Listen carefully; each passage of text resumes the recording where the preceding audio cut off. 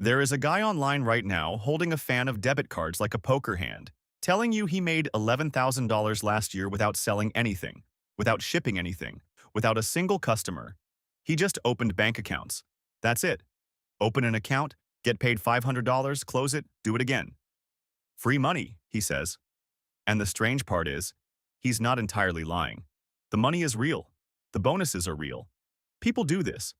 It has a name, bank bonus churning. But there's a number he's not showing you, and once you see it, the whole thing changes shape. Here's what you're going to learn. First, how the play actually works and why banks are practically begging you to take their money. Second, the real after-tax math, because that $11,000 number is doing a lot of quiet lying. And third, the three catches nobody in those videos mentions, the ones that decide whether this is worth your time or a slow way to lock up your own cash for free. Let's start with the mechanism, because this is the part that's genuinely real, and it's worth understanding even if you never do it. Banks pay sign-up bonuses for one reason. A new checking customer with a direct deposit flowing in is worth a lot to them over time. They'll fight to get you, and the weapon they fight with is a cash bonus. Open a Chase checking account, set up $1,000 in direct deposits inside 90 days, and they'll hand you $400. Bank of America will give you $500 for $10,000 in deposits. U.S. Bank, Citi, PNC, Wells Fargo, Huntington. They all run these, all the time, and the offers refresh constantly. As of mid-2026, there are easily a dozen live offers at any moment, ranging from $100 on the small end to a few hundred on the typical end, and a rare few that climb past $1,000 if you can move serious money. So the play is simple to describe. You find the live offers, you open the account, you meet the requirement, usually a direct deposit, sometimes just a balance you have to park for 90 days. You collect the bonus. Then, depending on the offer, you either keep the account open the minimum time or move on to the next one. People who do this seriously keep a spreadsheet. They track which banks they've hit, when they can hit them again, and which ones let you re-up every 12 months. There's a whole quiet community built around this. One website that tracks these offers obsessively notes that certain accounts are churnable every 12 months, meaning you might as well get the clock going for another bonus as soon as you're allowed. So far, this sounds great. Real money, real offers, banks that want to pay you. Here's where the number he's not showing you comes in. Bank bonuses are taxable income. All of them. Every single dollar. This is the thing that separates bank bonuses from credit card rewards, and it's the detail the rented Lamborghini crowd skips every time.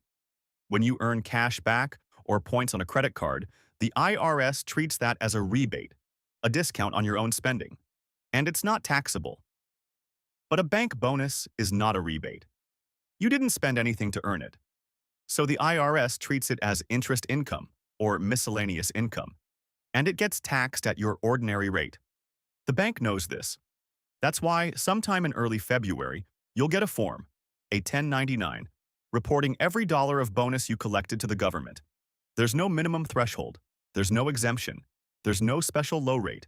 It stacks right on top of your regular income. Let's run the real math, because this is the whole video. Say you earn a $400 Chase bonus. You're in the 22% federal bracket, and you live in a state with a 5% income tax. That's a combined 27%. 27% of 400 is $108. So your actual after-tax profit isn't 400.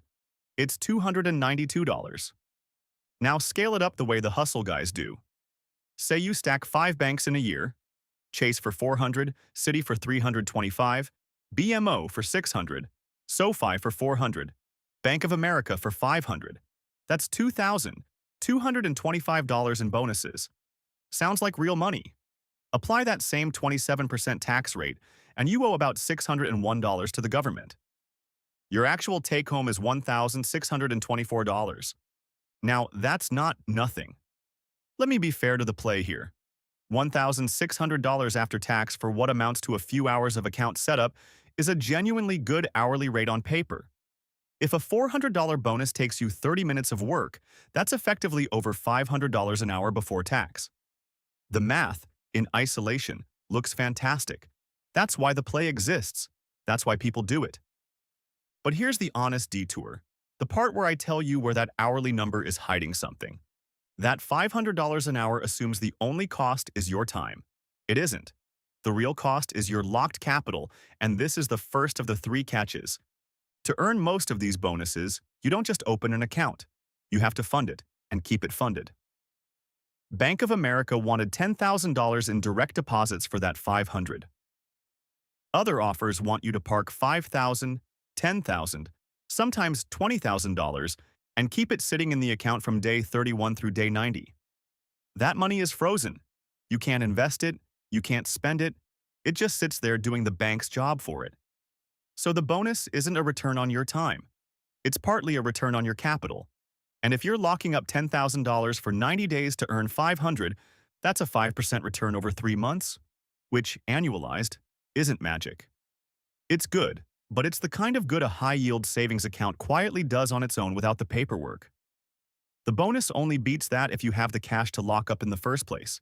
If you don't, the whole play is closed to you. The second catch is the early close fee, and it's a trapdoor. Several of these banks charge a penalty if you close the account too soon. One offer carries a $50 early closeout fee if you shut the account within 180 days. Another requires the account to still be open at the moment the bonus is paid. Close it a day early and you get nothing. So you can't just grab and run. You have to babysit each account for months, keep it from going dormant, sometimes keep a minimum balance to dodge monthly maintenance fees, and time your exit perfectly. Miss the window, and the fee eats a chunk of your profit. Forget about a $15 monthly fee for 2 months, and your $400 bonus is suddenly a $370 bonus before tax. And the third catch is the one that ends the play entirely for a lot of people. It's called check systems. Think of it as a credit report, but for bank accounts. Every time you open one, it gets recorded. Open too many in too short a window, and banks start seeing you as a churner, someone who shows up for the bonus and leaves. And they will simply refuse you. The financial press says it plainly. Churning through accounts to collect bonuses is not illegal, but it's frowned upon, and it can impede your ability to open future accounts. So the play has a built-in expiration date. The more aggressively you run it, the faster you burn your own welcome, until the banks that pay the best bonuses won't open the door for you at all. So let's put it all together honestly. Bank bonus churning is real. The money is real. A disciplined person with a spreadsheet, a chunk of cash they can afford to lock up, and the patience to babysit 5 or 6 accounts a year can clear somewhere in the neighborhood of $1,500 to $2,000 after tax. That's a real number. It's not the $11,000 on the thumbnail, and it's not free, and it's not passive. But it's real. The question is whether the work matches the reward for you specifically. If you've got $10,000 sitting idle that you can freeze for 90 days at a stretch, and you enjoy the spreadsheet side of it, this is one of the lowest risk plays out there. You're not buying inventory. You're not flipping anything. You're just moving your own money through banks that want it. But if you're picturing the guy with the fan of debit cards, opening accounts with no cash to fund them, expecting $11,000 of free income to fall out of the sky, that person doesn't exist.